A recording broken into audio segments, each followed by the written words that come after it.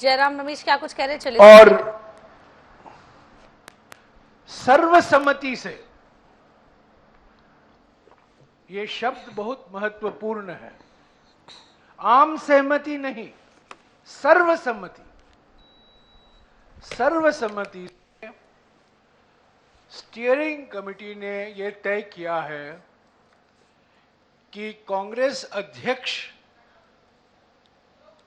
को अधिकार दिया जाए सीडब्ल्यूसी के सदस्यों को नॉमिनेट करने के लिए। एक तो हमारे देश में जो राजनीतिक हालात जो आज हैं, जिसका एक मिसाल आपको कल देखने को मिला, जो राजनीतिक चुनौतियां हैं देश के सामने, और विपक्ष की मुख्य पार्टी होने के नाते कांग्रेस के सामने, इसको मद्देनजर रखते हुए यह सर्वसम्मति से निर्णय लिया गया।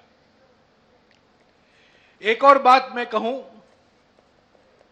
कि हमारे पार्टी के संविधान में बड़े महत्वपूर्ण संशोधन का प्रस्ताव है और इस पर भी विचार होगा प्लीनरी में, और हमें पूरा विश्वास है कि ये जो संविधान में, हमारे पार्टी के संविधान में जो संशोधन का प्रस्ताव है, करीब 16 प्रावधानों में संशोधन किया जा रहा है और करीब 32 नियमों में, आप जानते हैं संविधान में प्रावधान होते हैं और प्रावधान को क्रियान्वयन करने के लिए नियम बनाए जाते हैं। करीब 16 प्रावधानों में संशोधन और करीब 32 नियमों में संशोधन प्रस्ताव है। आज उस पर भी विचार हुआ है, सब्जेक्ट्स कमेटी में इस पर विचार होगा, प्लीनरी में विचार होगा। और सबसे महत्वपूर्ण संशोधन जो है, कांग्रेस वर्किंग कमेटी में दलित, आदिवासी, ओबीसी, अल्पसंख्यक, महिला और युवाओं का प्रतिनिधित्व हमारे पार्टी के संशोधन में सुनिश्चित किया जा रहा है। तो ये दो महत्वपूर्ण बड़े कारण हैं। सवाल आप करेंगे क्यों हम कांग्रेस अध्यक्ष को अधिकार दे रहे हैं सदस्यों को नॉमिनेट करने के लिए। ये दो महत्वपूर्ण कारण हैं। बट प्रावधानों में संशोधन, 32 नियमों में संशोधन, उसको भी मंजूरी देगी ताकि कल और परसों प्लीनरी में उस पर विचार हो। शुक्रिया। हाँ जी, यार ये पंखा बंद करो यार, बोर लग। हेलो, आप ये से आई जो संविधान संशोधन हो रहा है कल। जयराम जी, एक मिनट, एक सवाल, इस सवाल का जवाब दे दूं। कुछ लोग देर से आए हैं। कल 10:30 बजे कांग्रेस अध्यक्ष का भाषण होगा। 11:15 या 11:30 बजे पूर्व कांग्रेस अध्यक्ष श्रीमती सोनिया गांधी संबोधित करेंगी प्लीनरी को, और परसों 10:30 बजे, लगभग 10:30 बजे राहुल गांधी जी प्लीनरी को संबोधित करेंगे। यार ये पंखा बंद करो यार। एक मिनट, सुनाई नहीं दे रहा है यार, ये पंखा बंद करो ना। हेलो जयराम जी, ये जो संविधान संशोधन हो रहा है, क्या इसमें फॉर्मर पार्टी प्रेसिडेंट्स को सीडब्ल्यूसी में जगह मिलेगी? पूर्व प्रधानमंत्री, कांग्रेस के पूर्व प्रधानमंत्री जो भी हो, पूर्व अध्यक्ष सर की बात, कांग्रेस के पूर्व प्रधानमंत्री, कांग्रेस के पूर्व प्रेसिडेंट, संगठन के प्रेसिडेंट, उनको भी कांग्रेस वर्किंग कमेटी में प्रतिनिधित्व मिलेगा। यह भी एक संशोधन है।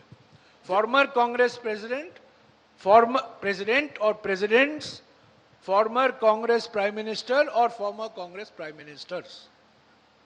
जयराम सर, क्या एक one second, you are the same channel here, make up your mind who wants to ask the question. why did you decide against elections even though it was not unanimous? Why did you decide against not holding elections for the working committee even though it is not a I have unanimous decision? explained for the last 14 minutes in detail why the steering committee decided to empower the Congress president to nominate members to the CWC. I have said it in Hindi, I will repeat it in English. ये Udaipur declaration जो हुआ था, एक minute यार, एक का सवाल दूंगा, सभी का सवाल दूंगा। मैंने हिंदी में कहा है, मैं अभी अंग्रेजी में उसको दोहराऊंगा।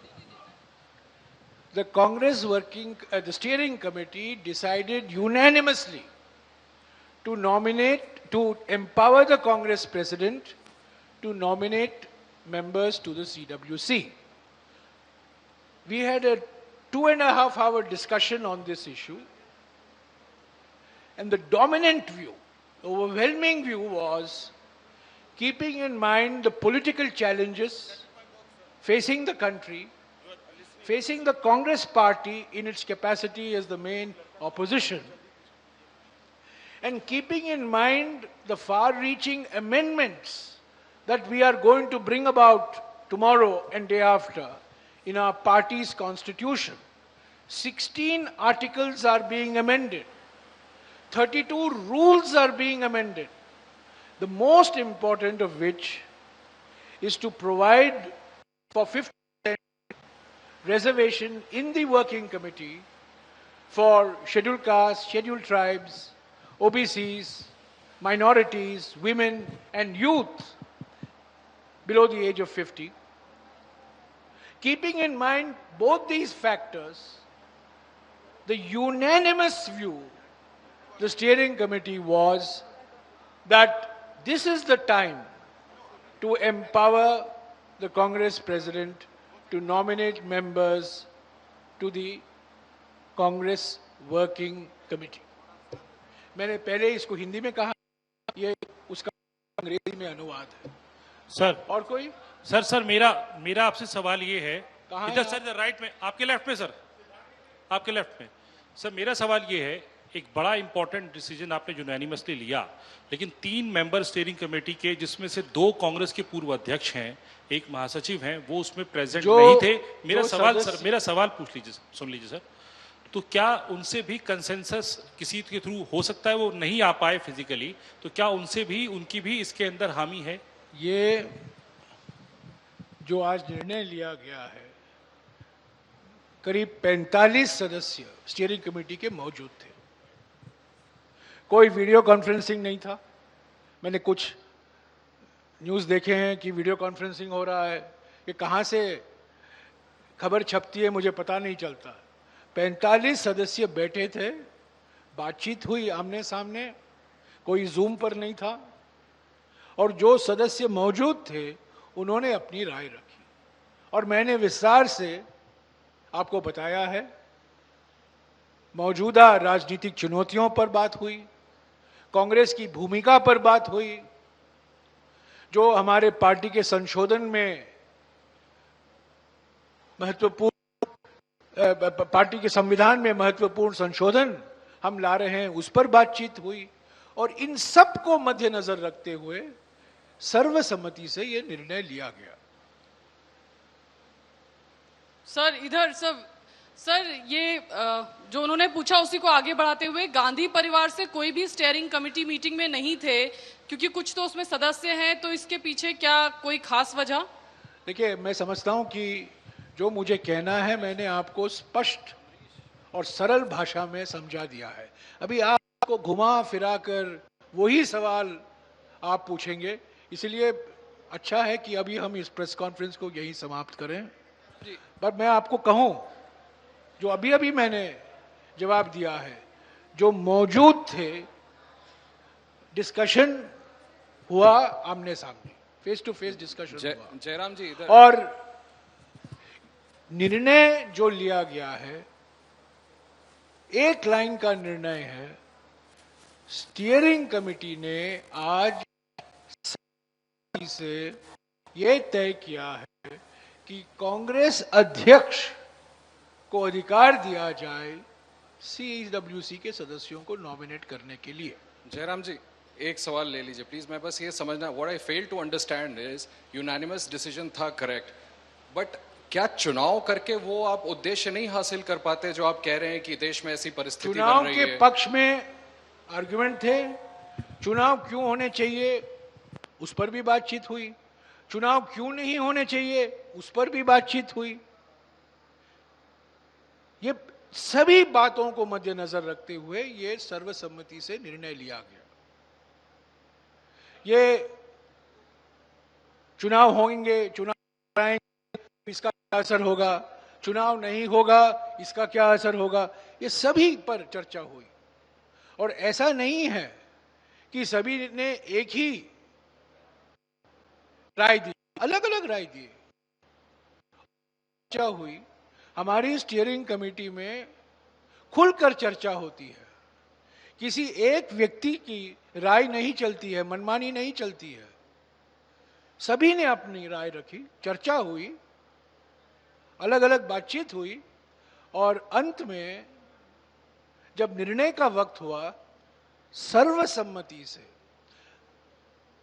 चर्चा में आम सहमति थी पर निर्णय सर्वसम्मति से लिया गया। यह महत्वपूर्ण बात है। The discussion, in the discussion there was a consensus but the decision was unanimous। चर्चा में आम सहमति थी पर निर्णय जब समय आया निर्णय का, वो सर्वसम्मति से लिया गया। Okay, thank you. चलो यार।